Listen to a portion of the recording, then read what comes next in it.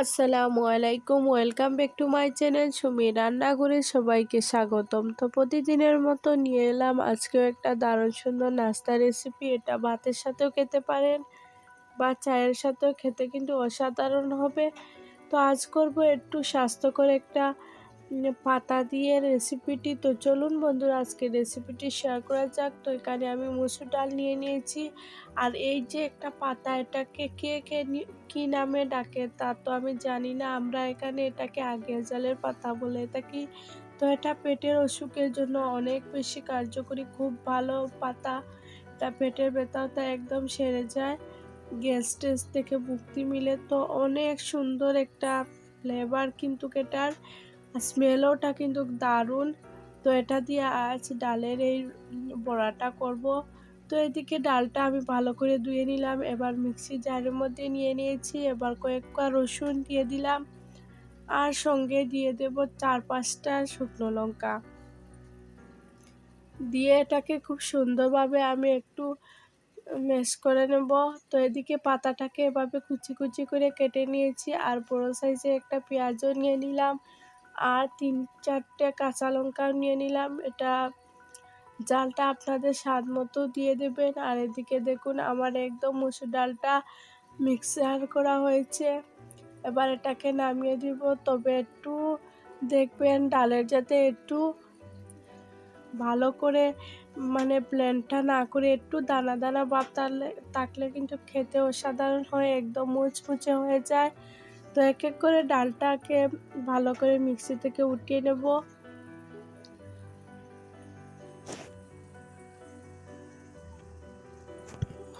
তো উঠানোটা ডান। এবার দিয়ে দেব 1 চা চামচ হলুদ গুঁড়ো, আর সঙ্গে দিয়ে দেব 1 চা চামচ কাশ্মীরি লাল লঙ্কার গুঁড়ো। তারপর দিয়ে দেব একটু জিরে গুঁড়ো, তারপর দিয়ে দেব একটু চাট মশলা,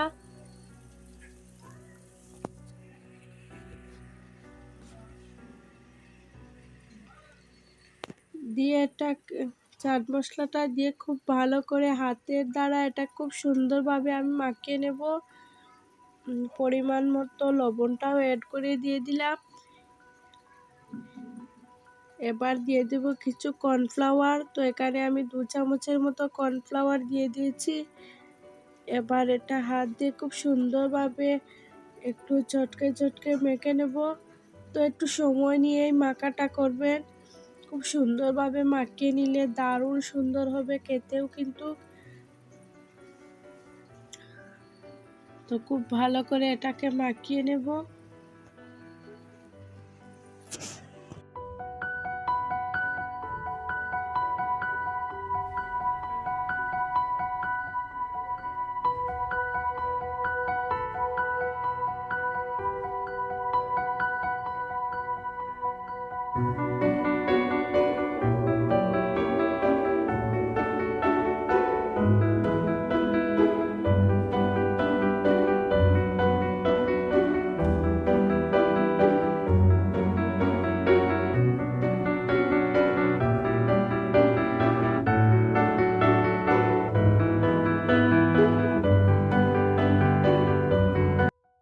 তো মাখানোটা শেষ। এবার ফ্রাই প্যান বসিয়ে দিলাম, তার মধ্যে দিয়ে দিলাম পরিমাণ মতো তেল, দিয়ে এটাকে গরম হতে বসিয়ে দিলাম। এবার এদিকে এক এক করে আমি গোল গোল সাইজ করে কিন্তু এক এক করে বড়াটা দিয়ে দেব।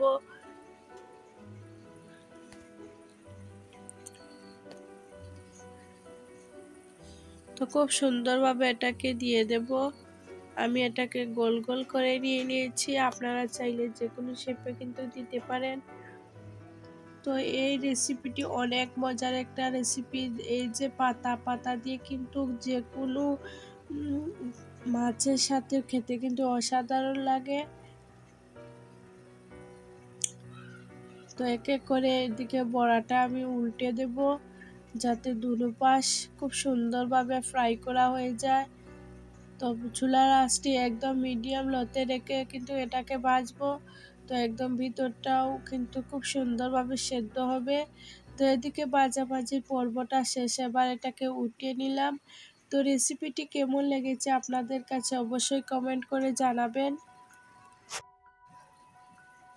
তো কতটা মজা হয়েছে এবং দেখতে কতটা সুন্দর লাগছে দেখেই বোঝা যাচ্ছে। তো একটা বড়াকে আমি এভাবে ভেঙে দেখাবো। দেখুন কতটা ক্রিস্পি হয়েছে এবং অসাধারণ হয়েছে, আর খেতেও কিন্তু সুস্বাদু লাগবে। তো এটা কিন্তু পেট ভরে খেলেও কিচ্ছু হবে না, তো কারণ এটার মধ্যে আছে ঔষধি একটা পাতা। তো দারুণ লাগবে কিন্তু খেতে, পাতাটার স্মেলটাও দারুণ সুন্দর। তো ভিডিওটি ভালো লাগলে অবশ্যই লাইক শেয়ার এন্ড সাবস্ক্রাইব করে দিও। তো আজ এই পর্যন্তই বন্ধুরা, টাটা।